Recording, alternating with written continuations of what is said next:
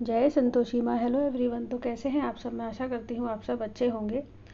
तो आज इस वीडियो में हम जानेंगे संतोषी माता की व्रत पूजा और विधि किस प्रकार से है और इसको किस प्रकार से करना है। इसको करना बहुत ही आसान तरीके से आप संतोषी माता के व्रत या पूजन कर सकते हैं। जैसा कि आप सब जानते हैं, शुक्रवार के दिन माता संतोषी का व्रत रखा जाता है।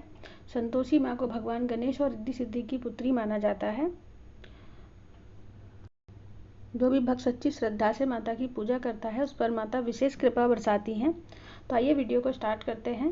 तो देखिए, मैंने सबसे पहले आप जहाँ पर भी पूजा स्थल है आपका, जहाँ भी पूजा कर रहे हैं आप, तो वहाँ पर उसको अच्छे से शुद्ध कर लें। आप स्वास्तिक बना सकते हैं, थोड़ा सा हल्दी लगाकर वहाँ पे थोड़ा सा उसको शुद्ध कर लें। और यहाँ पर हम उस ऊपर ही हम एक चौकी लगा लेंगे। चौकी लगाने के बाद हम उस पर लाल कपड़ा बिछा लेंगे। तो देखिए, मैंने यहाँ पर लाल कपड़ा बिछा लिया है और चौकी भी लगा ली है।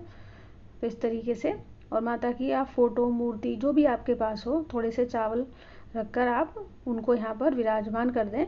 तो ये पूजन जो है आप सुबह में भी कर सकते हैं और शाम को भी कर सकते हैं। तो देखिए, मैंने संतोषी माता की फ़ोटो ले ली है। इसमें सारे ही चित्र बने हुए हैं, गाय माता वगैरह सारे चित्र हैं इसमें। तो इसको हम यहाँ पर रख लेंगे फ़ोटो को। तो देखिए, मैंने एक कलश ले लिया है और उसको उसमें जल भर लिया है और उसमें हम कलश के कंठ में मौली बांध देंगे। और मौली बांधने के बाद इस पर हम एक स्वास्तिक बना देंगे। तो देखिए, मैंने यहाँ पर स्वास्तिक बना रही हूँ मैं यहाँ पर। और स्वास्तिक नहीं बनाना है आपको तो हल्दी कुमकुम से आप इस पर टीका कर दें। और इसमें हम देखिए, हमने स्वास्तिक बना दिया। अब इसमें हम थोड़ा सा, तो हम इसमें देखिए थोड़ी सी हल्दी डालेंगे, हम थोड़ा सा कुमकुम डालेंगे और थोड़े से हम चावल डालेंगे इसमें और एक सिक्का डाल देंगे हम इसमें। और थोड़े से हम इसमें फूल डाल देंगे। तो कलश भरकर हम थोड़े से चावल रखकर वहीं पर रख देंगे। फ़ोटो के बराबर में ही आप इसको यहाँ पर रख दें। तो देखिए, मैंने यहाँ पर फूल डाल दिए इसमें। तो इस तरीके से हम यहाँ पर कलश रख देंगे।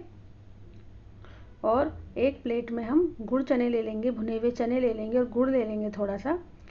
और उनको हम यहीं पर इस लोटे के जो हमने कलश रखा है उसी के ऊपर हम भरकर यहाँ पर जो कलश रखा है उसके ऊपर हम रख देंगे गुड़ चने का प्रसाद जो माता को चढ़ाया जाता है।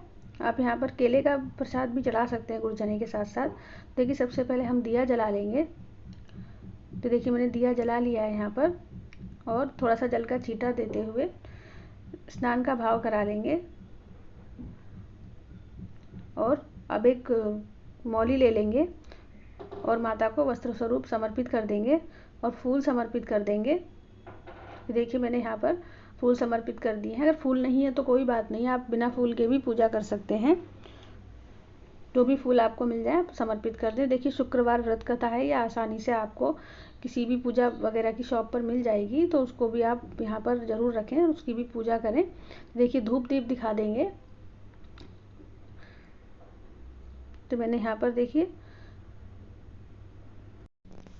अगर आप व्रत कर रहे हैं तो व्रत का संकल्प लें। जितने भी आप व्रत कर रहे हैं उसका संकल्प लें। अगर आप पूजा कर रहे हैं तो पूजा का संकल्प लें। तो देखिए, हम यहाँ पर सबको टीका कर देंगे विधिवत तरीके से। आप सबको टीका कर दें। तो इसमें गणेश भगवान, माता पार्वती, शिव भगवान की फ़ोटो है। तो मैं बारी बारी से सबको यहाँ पर टीका कर दूँगी। और भगवान शिव को यहाँ पर हम चंदन से टीका करेंगे और बाकी हम कुमकुम से। तो देखिए, मैंने यहाँ पर सभी को अच्छे से टीका कर लिया है। और शुक्रवार के दिन माँ का विधिवत पूरे नियम के साथ व्रत करने पर संतोषी माता के साथ माता लक्ष्मी की भी कृपा बनी रहती है। तो देखिए, मैंने यहाँ पर संतोषी माता की पुस्तक ले लिया। हम यहाँ पर कथा पढ़ लेंगे और जो पुस्तक है हम उसको भी टीका करेंगे। तो देखिए, गुड़ चने का प्रसाद आप थोड़ा सा हाथ में ले लें और कथा पढ़ लें, या आप किसी से सुन भी सकते हैं। देखिए, इस पुस्तक में ये बुक है, सारी इसमें विधि वगैरह दी हुई है और इसमें कथा भी है। तो आप यहाँ से कथा पढ़ सकते हैं, किसी के से आप आराम से बैठकर कथा सुन भी सकते हैं। तो जैसा कि मैंने आपको बताया, पूजन आप सुबह में भी कर सकते हैं और शाम को भी आप इस पूजन को कर सकते हैं। तो जब भी आपको समय मिले आप कर सकते हैं। तो देखिए, मैंने यहाँ पर कथा पढ़ने के बाद जो प्रसाद है हम यहीं पर इसको एक प्लेट में रख देंगे और हम इसको बाद में गाय माता को दे देंगे। तो देखिए मैंने यहाँ पर कथा पढ़ लिया और अब यहाँ पर हम देखिए आरती कर लेंगे। तो ये जो दिया हमने रखा है हम इससे भी आरती कर सकते हैं, और अगर आप अलग से दिया लगाकर आरती करना चाहते हैं तो आप वो भी कर सकते हैं। तो देखिए संतोषी माता के व्रत में कुछ चीज़ें हैं जो हमें बिल्कुल नहीं करनी चाहिए, जिन बातों का हमें विशेष ध्यान रखना चाहिए। संतोषी माता के व्रत में शुक्रवार को भूलकर भी खट्टी चीज़ें नहीं खानी चाहिए, खट्टी चीज़ों का सेवन नहीं करना चाहिए, ये पूजा में निषेध माना जाता है। मान्यता है कि संतोषी माता को खट्टी चीज़ें बिल्कुल पसंद नहीं है। अगर कोई भी भक्त इस दिन व्रत रख रहा है और गलती से खट्टी चीज़ें खा लेता है तो उसको माता के क्रोध का शिकार होना पड़ता है। माता इस कार्य से नाराज हो जाती हैं और व्रत के शुभ फल की जगह माता की कुदृष्टि झेलनी पड़ती है। इस व्रत में तामसिक चीज़ों जैसे लहसुन, प्याज, मांस आदि, शराब को हाथ भी नहीं लगाना चाहिए। शुक्रवार के दिन किसी से गलत ना कहें, ना बोलें और ना किसी का बुरा करें और ना ही सोचें। तो देखिए इस तरीके से आप कुछ चीज़ों का ध्यान रखें। जो देखिए हमने गुड़ चने का प्रसाद कलश के ऊपर रखा था, इसको आप अपने घर में सभी सदस्यों को बांट दें। और जो हमने यहाँ पर जो प्रसाद रखा है थोड़ा सा, जो हमने कथा पढ़ते समय लिया था, तो उसको आप गाय माता को दे दें। तो इस तरीके से आप पूजा में रही कमियों के लिए माँ संतोषी से क्षमा याचना कर लें। और ध्यान रखें प्रसाद उन्हीं लोगों को दें जो शुक्रवार के दिन खट्टी चीज़ों का सेवन नहीं करेंगे। पूरे दिन संतोषी माता का ध्यान करें, व्रत करें और शाम के समय दिया बत्ती करने के बाद ही खाना खाएं, लेकिन खट्टी चीज़ों को गलती से भी खाने में शामिल ना करें। इस दिन गरीबों को आप दान दे सकते हैं, उस बहुत ही अच्छा माना जाता है। संतोषी माता की पूजा करने से जीवन में सुख समृद्धि से भर जाता है जीवन, पैसे की कोई कमी नहीं रहती है, साथ ही विवाह का योग भी बन जाता है। मान्यता है कि मुताबिक अगर कुंवारी कन्या 16 शुक्रवार तक माता का व्रत रखती हैं तो बहुत ही जल्द उनकी शादी ब्याह का योग बनने लग जाता है। वहीं शादीशुदा महिलाएं इस व्रत को रखने से सौभाग्य की प्राप्ति होती है। तो आप 16 शुक्रवार का व्रत रख सकते हैं, उद्यापन उसके बाद आप कर सकते हैं। तो माँ संतोषी के उद्यापन में 8 लड़के जिमाए जाते हैं और उनको सात्विक शुद्ध भोजन कराया जाता है।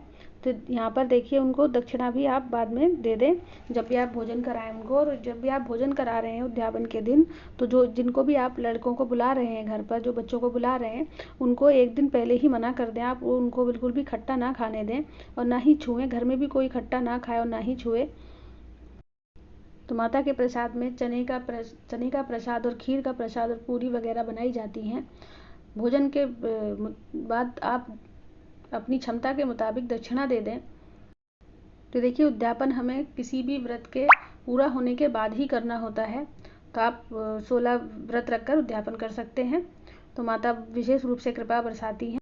तो देखिए चौकी पर जो हमने कलश भर कर रखा है, इसके आप घर में छींटे दे दें पूरे घर में, और बाकी का जल जो है हम तुलसी जी के पौधे में डाल देंगे। तो मिलते हैं और ऐसे ही किसी ज्ञान से जुड़ी वीडियो में। जय संतोषी माँ।